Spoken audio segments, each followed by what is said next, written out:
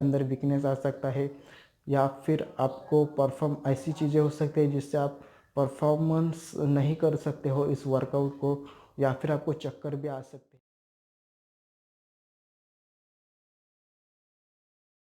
Hello दोस्तों, welcome to the fitness. और आज हमारा जो टॉपिक है वो है जिम करने का सही टाइम क्या है।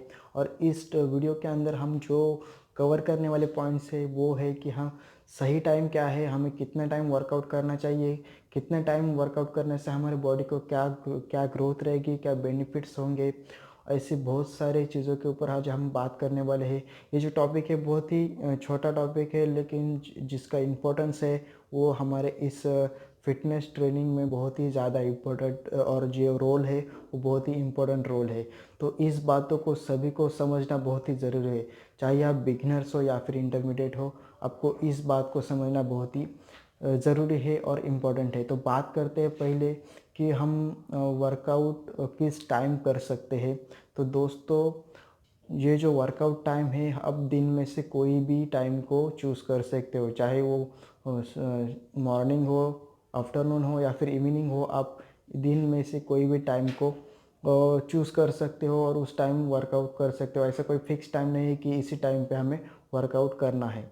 अब बात करते हैं कि कौन सा टाइम हमारे लिए तो यूज़फुल रहेगा और बेनिफिट्स देगा हमारे वर्कआउट टाइम के लिए। और उसके बाद हम बात करेंगे हमें कितना वर्कआउट करना ज़रूरी है और उसके क्या फ़ायदे रहेंगे। तो दोस्तों, अब बात करते हैं कि हमारा जो वर्कआउट टाइम है वो दिन में से ऐसा कौन सा टाइम है जो हमारे वर्कआउट के लिए बेस्ट है। तो दोस्तों, हम नॉर्मली जो वर्कआउट करते हैं वो है मॉर्निंग के टाइम और इवनिंग के टाइम।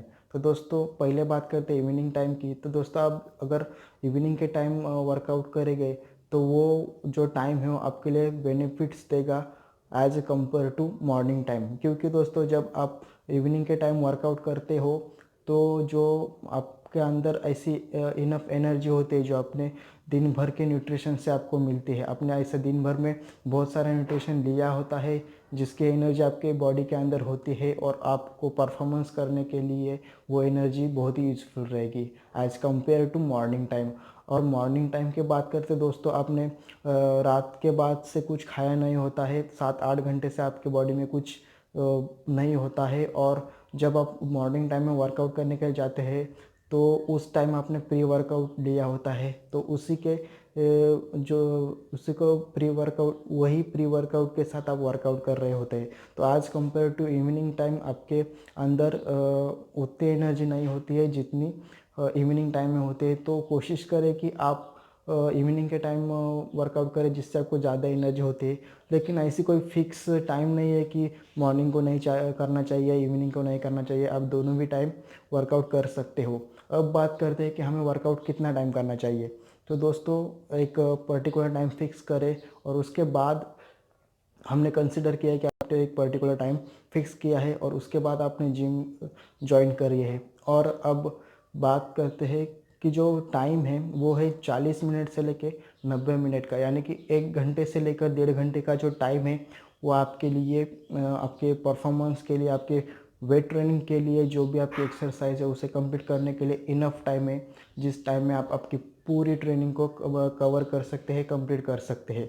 अगर उससे ज़्यादा आप ट्रेनिंग करने की सोच रहे हैं दोस्तों, तो उस दौरान आपको आपके मसल के स्ट्रेंथ और आपकी मसल की मैच्योरिटी के ऊपर, आपकी जो स्ट्रेंथ है और उसके साथ साथ मसल की मैच्योरिटी है उसके ऊपर ध्यान देना ज़रूरी है।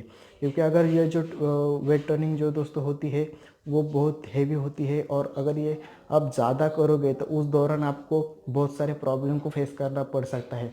एक तो आपको कमज़ोरी महसूस हो सकती है, आपके अंदर वीकनेस आ सकता है, या फिर आपको परफॉर्म ऐसी चीज़ें हो सकती है जिससे आप परफॉर्मेंस नहीं कर सकते हो इस वर्कआउट को, या फिर आपको चक्कर भी आ सकते हैं। तो ऐसी बातें हो सकती है।